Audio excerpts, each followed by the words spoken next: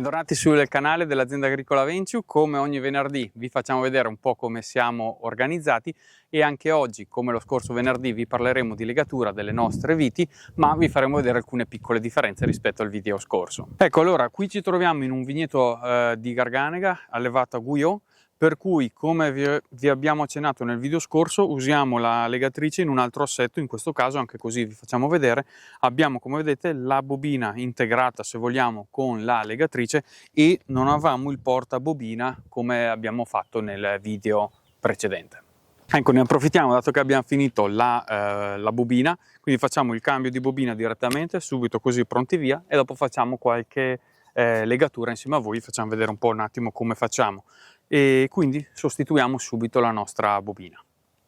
Ecco, un po' come per la bobina più grande, il portabobina più grande, dobbiamo sempre andare in senso orario per andare ad allentarla, in senso antiorario per andare a bloccarla. Un po' come per l'altra situazione, andiamo a posizionare la nostra bobina in modo tale che si svolga in questo modo, in senso orario, il filo, in modo tale che poi la legatrice, man mano che noi andiamo a premere il nostro grilletto, si porti dietro sempre il filo. Quindi, una volta individuato il capo da cui poi inizia tutta, diciamo, il rotolamento della bobina, piazziamo in questo modo la nostra bobina. Come abbiamo fatto vedere anche nel video scorso, noi ci troviamo ad allentare un paio, 2 o 3 legacci, e poi l'ultimo lo tireremo via dopo aver messo il fermo, per non fare scappare via tutta il filo, insomma, della bobina. Ovviamente è sempre un'operazione un po' delicata per non, appunto, rischiare poi di perdere tanto tempo, perché poi se la bobina si inceppa, ovviamente si perde tanto tempo, si blocca e crea problemi. Diciamo che con una piccola tensione è tutto molto molto facile. Come vedete abbiamo già messo il blocco e procediamo alla liberazione dell'ultimo legaccio. In questo modo la bobina è libera di ruotare e quindi di scorrere per la sua lunghezza, e quindi in questo modo dobbiamo andare adesso a inserirla nell'apposito foro. Per far questo alziamo leggermente il portabobina in modo tale da essere un po' più a squadre, quindi un po' più agevolati, e giriamo leggermente il portabobina fino a che non sentiamo che arriva il filo a fine corsa, e poi andiamo a bloccarla in questo modo. Poi non ci resta che premere il grilletto per, vedete, armare completamente la nostra legatrice, e poi siamo pronti per andare a effettuare le varie legature. Ecco, in questo caso noi abbiamo la nostra garganega potata con un solo tralcio, quindi teniamo un solo capofrutto, che adesso dobbiamo provvedere alla piegatura e alla legatura. Ovviamente rispetto alle pergole che vi abbiamo fatto vedere nel video precedente cambia tutto, nel senso che intanto abbiamo solo un capo per pianta da legare.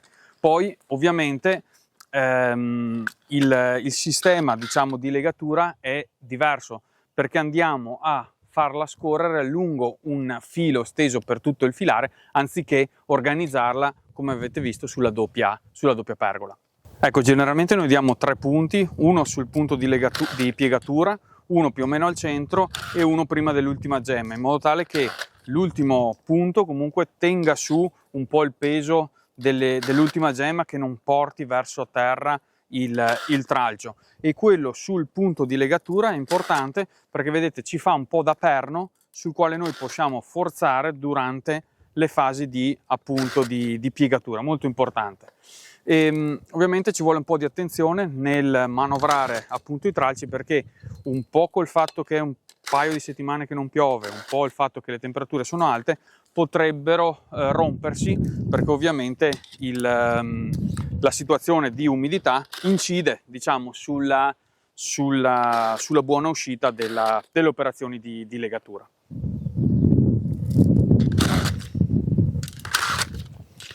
Ovviamente questo è un lavoro che facciamo alla fine, ovviamente quando abbiamo già fatto la potatura e la pulizia del tralci.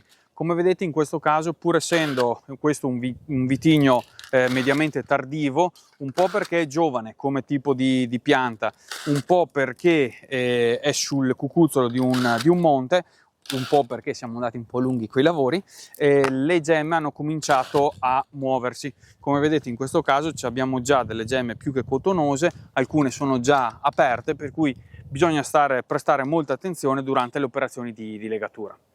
Ecco, questo è uno degli ultimi vigneti che ci manca da legare, per fortuna, per cui diciamo tendenzialmente siamo proprio agli sgoccioli con la legatura. Per fare una cosa giusta saremmo dovuti venire qui magari una settimanina prima.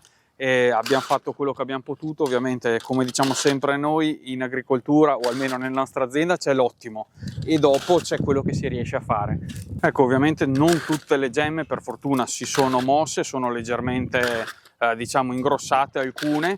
Ovviamente bisogna insomma giocare un po' con l'esperienza, un po' con la sensibilità da parte di chi viene a legare, appunto per non fare troppi danni e cercare di preservare al massimo queste gemme, perché ovviamente da queste gemme poi scaturerà tutto il futuro, sia di quanto riguarda la parete fogliare, ma soprattutto del carico di uva di queste piante.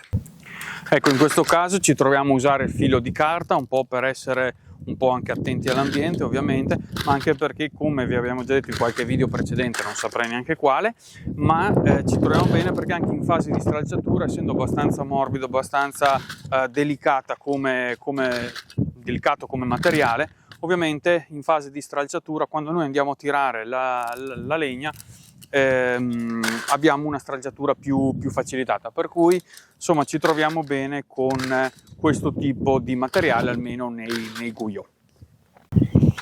Ecco, poi come vedete cerchiamo sempre di dare una direzione al capo che andiamo a legare. In questo caso, in questo filare, andremo a legarlo tutti i tralci, quindi tutti i capi a frutto, verso la mia sinistra, diciamo. Poi nel filare successivo, quello precedente, andiamo a legarli dall'altra parte. Questo perché in fase di potatura ovviamente abbiamo impostato la selezione dei tralci in questo modo, e la ragione non è tanto estetica quanto di struttura, cioè noi cerchiamo ogni anno di andare a tenere il capofrutto dalla parte opposta, dove lo abbiamo per esempio in questo caso monolaterale, cerchiamo di tenere il capofrutto dalla parte opposta rispetto all'andamento che abbiamo scelto l'anno precedente, in modo tale da prima a sinistra poi a destra, in modo tale da andare a creare un equilibrio, andare a controbilanciare la crescita appunto della vite. Quindi in questo caso appunto procediamo verso la mia sinistra, poi l'anno prossimo andremo a trovare i capi a frutto su questa fila dalla parte opposta, in modo tale appunto a dare un bilanciamento durante gli anni. Ecco, poi sotto qualche filmato qualcuno ci aveva commentato come mai teniamo un solo capo a frutto e non più di un capo a frutto.